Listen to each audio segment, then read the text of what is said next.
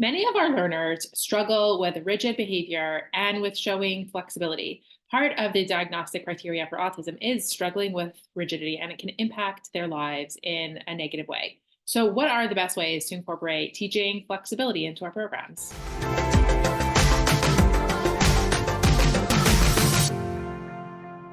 Hi, I'm Shira. And I'm Shayna. We're behavior analysts who create weekly content about how to teach children with autism so that they make real progress.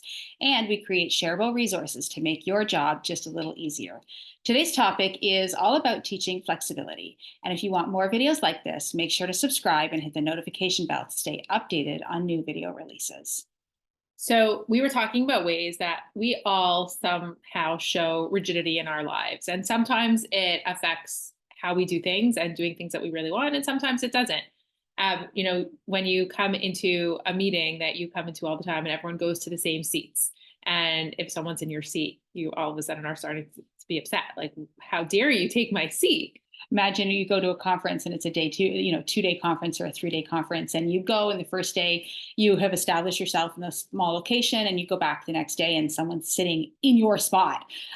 It's not really your spot. It's okay. You can move somewhere else. But just that, few minutes of like, what do I do? Where do I sit now? It Right. happens all the time, right? We don't always tolerate changes in routine well. How many of us just have a side of the bed that we sleep on, or certain things that we do every day? And, we get some level of comfort through that little bit of rigidity. So, what is the problem with rigidity? What is rigidity? What is flexibility? We're going to talk more about that. So, what is rigidity? It's really an inflexibility. It's that inability to tolerate change or unexpected events. And it's, varying levels of difficulty with that, right? So, like Shira mentioned before, some rigidity is okay. We all experience rigidity, but it's that inability to move on is really what we're talking about when we're talking about being rigid or being inflexible. And what is flexibility?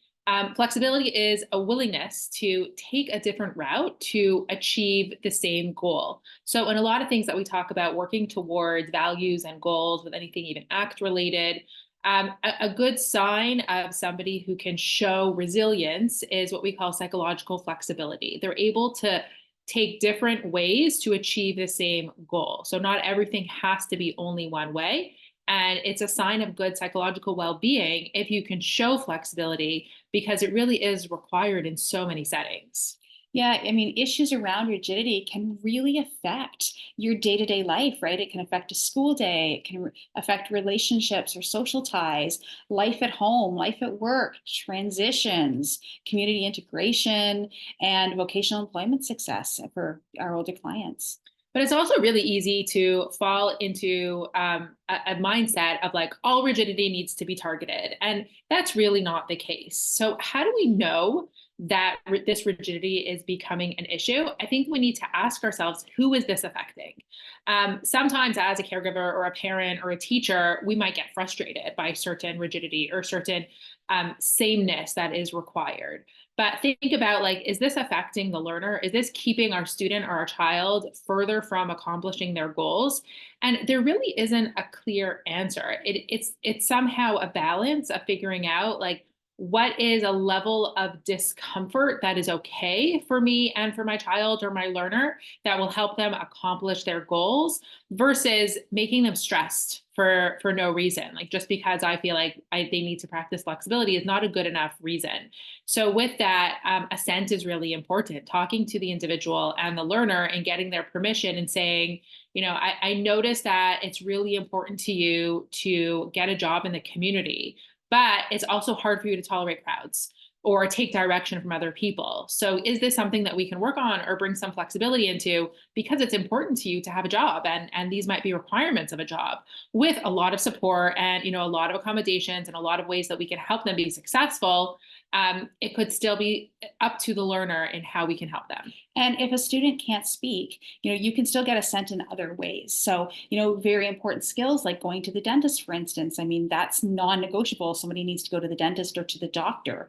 But there are different ways to get assent. So, just body language, for instance. So, as take somebody towards the dentist or showing them pictures of the dentist, they may really tense up. And it's really about saying, it's okay. Here's ways that it's important, and really breaking those steps down and practicing each step. And we can get into that in a minute. But it's there, like, so when you think of assent, it's not just about, okay, I'm going to explain the whole process and you're going to sign on the dotted line and you're going to say, yes, this is okay. It's not necessarily about that. It's really about body language as well, and how we can get, buy-in in different stages of the game.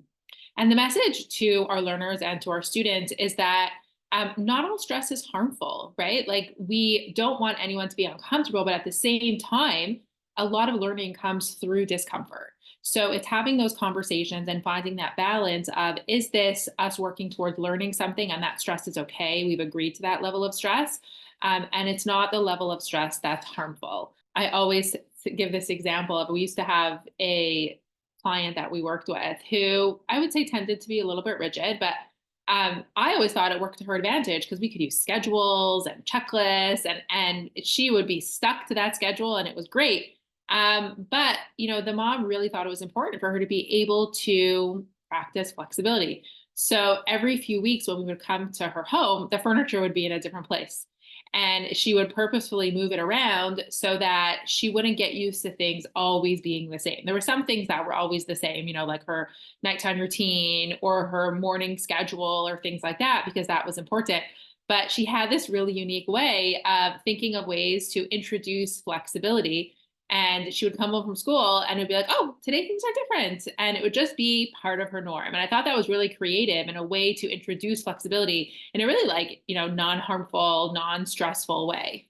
I have a big smile on my face because in my mind I'm thinking of, my kitchen, and if I were to rearrange it, I would probably trip over that. Oh, that chair is not supposed to be there, or oh, that's not supposed to be there, because there's so many things that I do in my house that are just, so innate. I just go through it because I know things are in proper ways. But I say proper, listen to me, but in my way, it's mine.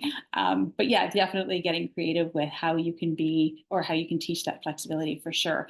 I also find though that it's flexibility, or that rigidity, can also be this cycle, right? So I think that, flexibility and anxiety can go together. And it's difficult because how do you define anxiety? How do you define flexibility and rigidity in an observable, measurable way?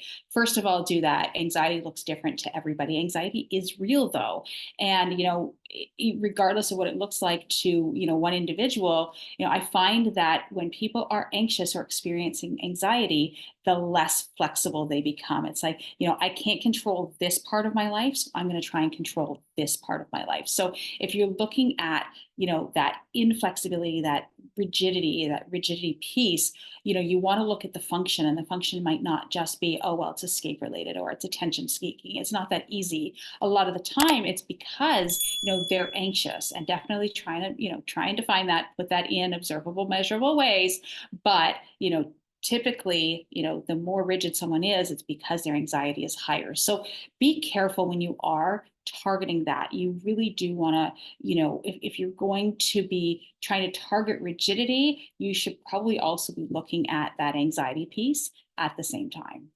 And not all rigidity needs to be targeted. We'll say that again, but it is important for a lot of health and safety things. Like, no one likes going to the dentist. No one likes getting their blood taken. Nobody enjoys that.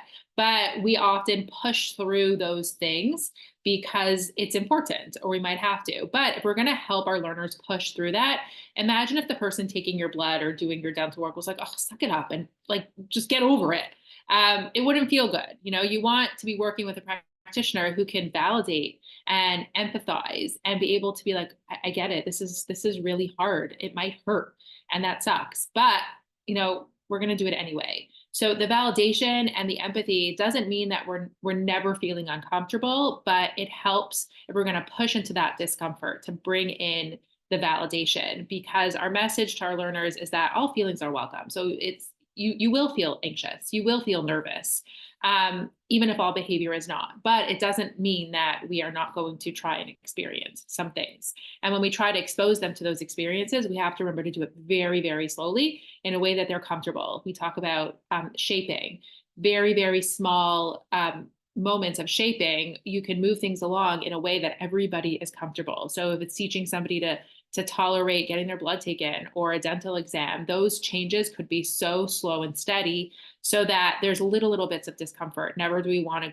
go so quickly to the point that our learner is stressed out. We talk about systematic desensitization, but you can also talk about it as gentle exposure, right? You're really gently exposing them to one step at a time. And we have a bunch of programs on systematic desensitization, gentle exposure in our behavior resource, things like, like Shira said, exposing people to needles, to doctor's appointments, to dentist appointments, to hair cutting, to there's lots of different things in there. The list is long. Tolerating transitions. We'll give out a freebie with tolerating transitions in this one, but lots of different ways to try and increase that flexibility.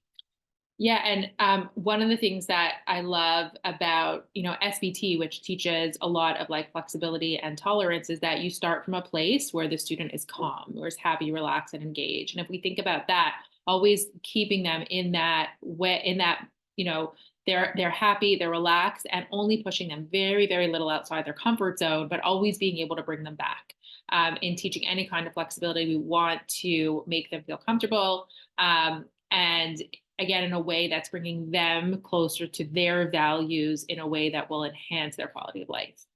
Absolutely. So you really just want to make those small changes over time. And then, teaching some functional communication as well. So, if we're going too fast, we want our learners to be able to advocate for themselves and say, whoa, whoa, whoa, slow down, or I don't like this right now.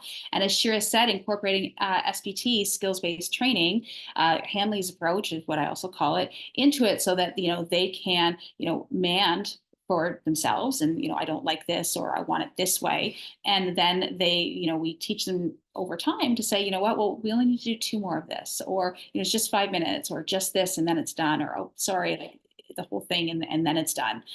So looking for that as well. So we have some other videos on SVT, and we also have videos on functional communication training, so go check those out. For more information on teaching flexibility, click the link on or around this video or in the description to claim your free program for tolerating transitions. We also encourage you to subscribe to the channel so you don't miss any future videos, and leave a like and comment below if you have further questions.